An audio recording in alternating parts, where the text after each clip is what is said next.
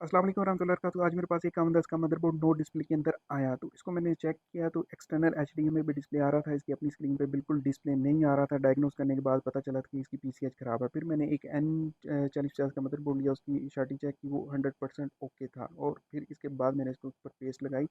Paste लगाने के बाद मैं इसको बीजी मशीन के ऊपर लेके गया और मशीन को ऑन किया और इसको मदरबोर्ड को सेट किया और इसका टेम्परेचर अबव होने दिया। और मैं वेटिंग में था, जैसे ही कि इसका टेम्परेचर जैसे जैसे भी अबव होता है, और मैं इसी इंतज़ार में था कि ये मैं पीसीएच का उतारूंगा। जैसे ही पीसीएच उतारने का वक्त आया, टेम्परेचर अबव हो चुका था, फिर मैंने पीसीएच को उतारा। ये मुझे ये ओके थी पीसीएच, इसकी ज़रूरत थी, इसको रीबोल करेंगे अभी। तो पहले मैं वो पुराना बोर्ड लूँ जिसकी पीसीएच ख़राब थी, इसको मैं लेके चला बीजी मशीन के ऊपर। तो बीजे मशीन के ऊपर रखा, इसको इसका सेंसर लगाया और इसको फिर टेम्परेचर देने के लिए तैयार किया और मशीन को ऑन दोबारा किया।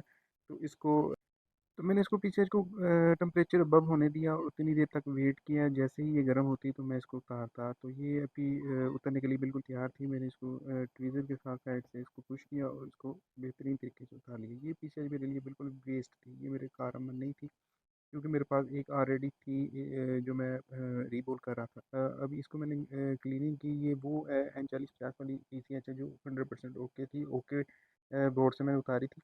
तो ये इसको मेरे को साफ़ करने के बाद, क्लीन करने के बाद, सोल्डर के साथ बिल्कुल बेहतरीन तरीके से इसको मैंने क्लीन किया।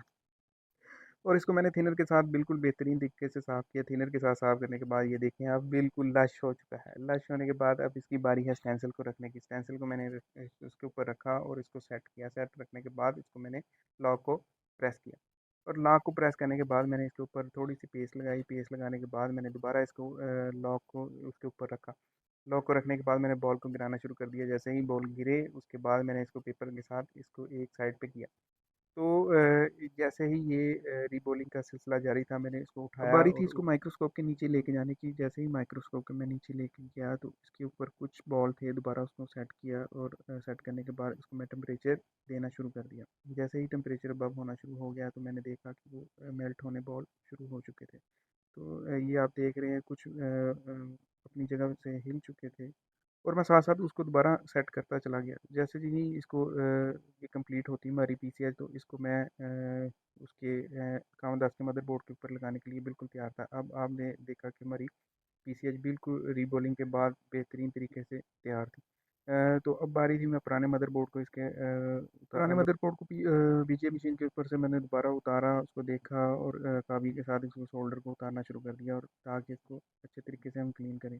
तो ये मैंने सोल्डर पिक के साथ इसको बेहतरीन तरीके के साथ इसको क्लीन करना शुरू कर दिया। और अब थिनर के साथ इसको क्लीन करने के बाद मैं इसको दोबारा इसके ऊपर मैं हल्की सी पेस्ट लगाने के बाद इसके ऊपर उसकी जो पीछे जो हमने रीबॉल करके रखी थी वो लगाऊंगा। इसको रखने के बाद प्रॉपर मैं सेट करने के बाद चलें जी बीजे मशीन के ऊपर। बीजे मशीन के ऊपर मैंने रखा, सेंसर को लगाया, दोबारा मशीन को ऑन किया और उसके हेड को प्रॉपर रख दिया। तो अब मैं वेट में था। जैसे ही ये पीसीएच लगे तो मैं इसका डिस्प्ले चेक करूँ, ये देखें बेहतरीन तरीके के साथ हमने लगा दी। तो अब मैं मशीन को बंद करूँगा और इंतज़ार करूँगा थोड़ा सा टेम्परेचर जाए और हमारा लोगो भी चेक करें ज़रा कैसा पप्पू है कि नहीं।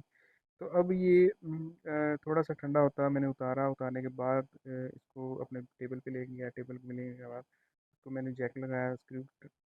मैं बड़ा एक्साइटेड था कि ये इसका डिस्प्ले आएगा या नहीं आएगा। मैंने जैसे ही ऑन किया तो अल्हम्दुलिल्लाह हमारा डिस्प्ले बिल्कुल आ चुका था। तो मैं बड़ा खुश था, इसलिए खुश था कि कस्टमर का काम हो चुका और हमें भी पैसे आएंगे। इसी तरह